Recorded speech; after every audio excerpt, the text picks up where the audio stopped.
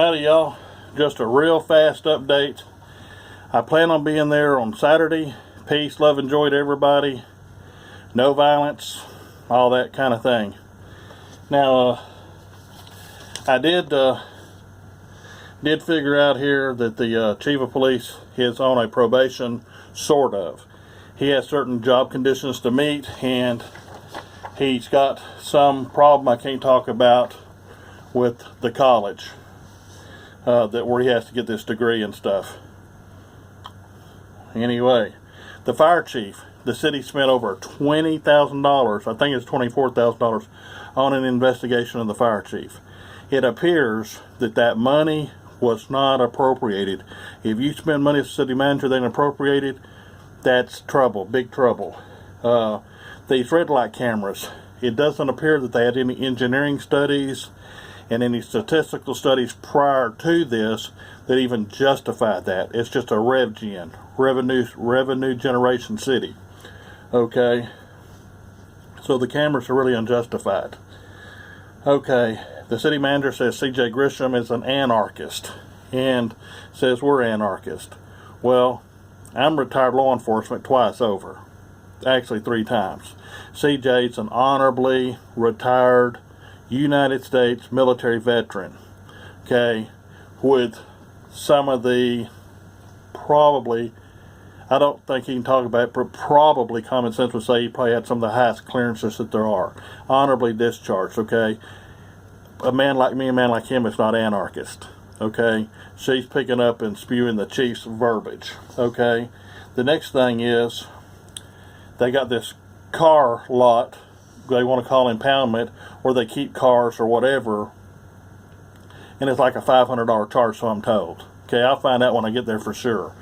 And they pay the tow company like $200, and the city gets $300. But they got to arrest you to get your car, so they're incentivized.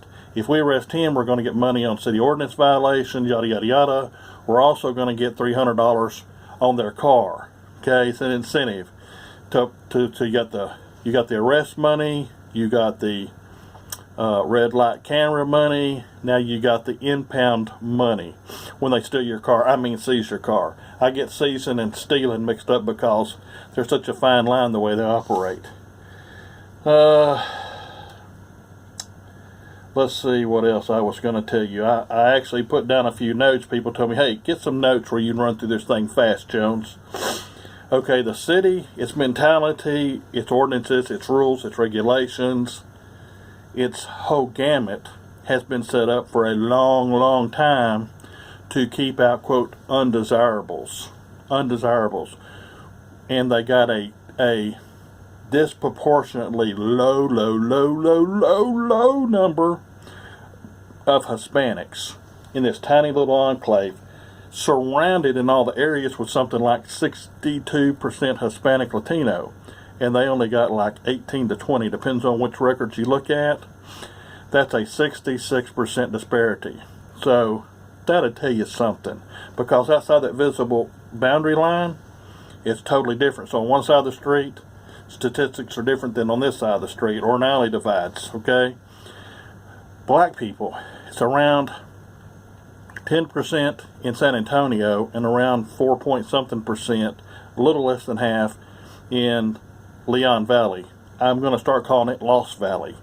We had almost Park, Texas. I call it almost gone Park, Texas. Well, my new word for Leon Valley is Lost Valley. They're lost in the shuffle. They're lost in their rules, regulation, ordinances, and stuff that are totally unconstitutional. Just totally unconstitutional. They've had lawsuits, and more are coming. And most likely there'll be some more right behind those. So there's probably going to be at least 3 waves of lawsuits the way I hear it. Now, the way I hear it and the way it plays out might be a little different. So don't say, well, you say it. I said the way I hear it. I hear a lot of things, a lot of people whispering things into my ear that they don't share with other people, because I keep my traps shut. I talked to a man today. I talked to him for a while, but let's just say today, he had half a brainstorm and I had the other half, and it was like a super colossal brainstorm, and we figured out a way. We have to work on a few more tweaks and talk to more people, but from his perspective, from where he comes from in mind, and then merging up, says there is a way to take police egos and police being butthurt or ego hurt or whatever you want to call it, whatever the best word for the day is. I don't like the word butthurt, but I understand what it means. But if your ego is damaged, a lot of people act out, especially people in authority will act out. But I'm going to double down, and I'm going to treat you worse now because you challenged me. Okay? When my screen goes off, it takes away some color here. Anyway, the point is, it's a technology. It is a way to do away with police and civilian encounters by a large margin. It won't do away with everything, but 95% of things that we've had problems with, it can do away with it. Okay?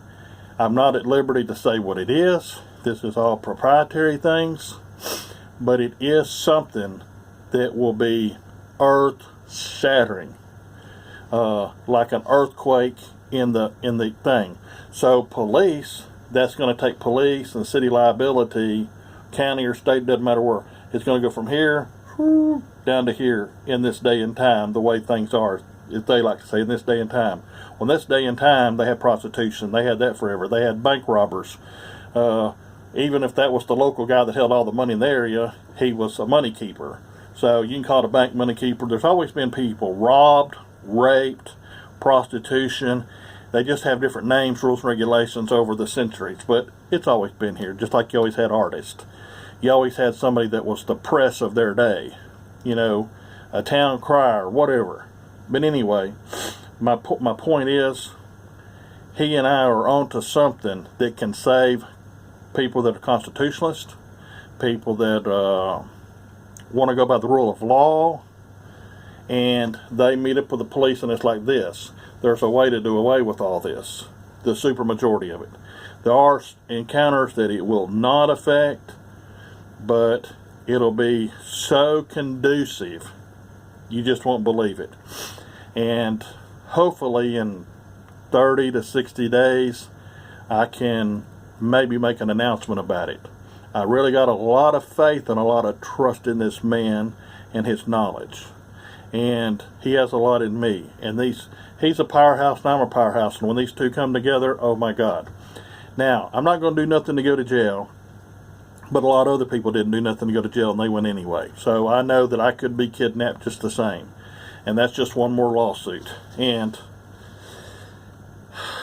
not that I'm anybody special, but if you arrest somebody that's honorably retired in law enforcement and is there peacefully, people are probably going to rally against that harder than anything. And I'm also a minister, and I'm going to be there in my religious capacity, preaching the gospel.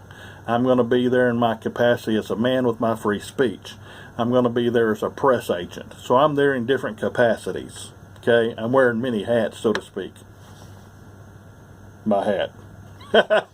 Anyway, I have the majority of the money I need to make the trip. But I can't make arrangements for my wife and son like I did last time, so the dogs have to be put up. And somebody trying to call me on Skype. I have to just let it go for a second. I wish that sound had stopped. I know what to do. I'll turn it off. How about that? Anyway, I know I got to put up the dogs, and I got to bring my wife and son. So that's a little more food and so forth and so on. And I got to Uber in and Uber back so they don't steal my car, my truck, my private automobile. So the long story short, I've got most of what I need. I'm planning on going, but if you can do anything to help me out, please. And, you know, my PayPal me / Damon Jones with a capital D and a capital J. I'd appreciate it. If you can't, you know it and I know it. If you love God and you're with Jesus, great. If you're not, I still love you and I'll still work with you and try and say you on my God, Jesus. You know, I'm a nice, kind, friendly guy. We're not anarchists. We're people that believe in the Constitution, the rule of law, and the Constitution. We can't hide behind it. The Constitution is our back. the Constitution has our back. It recognizes our God-given constitutional rights, our inalienable rights at birth. Okay, it recognizes there's a difference in giving and recognizing. The government only has privileges. We have rights. The government has privileges, and that's all they can issue is privileges. So they want you to convert your rights into privileges. The longer you study this, the more it'll come clear. Anyway, it is what it is, and I got to go. If you can help me out, please do. If you can't understand, thank you. God bless you.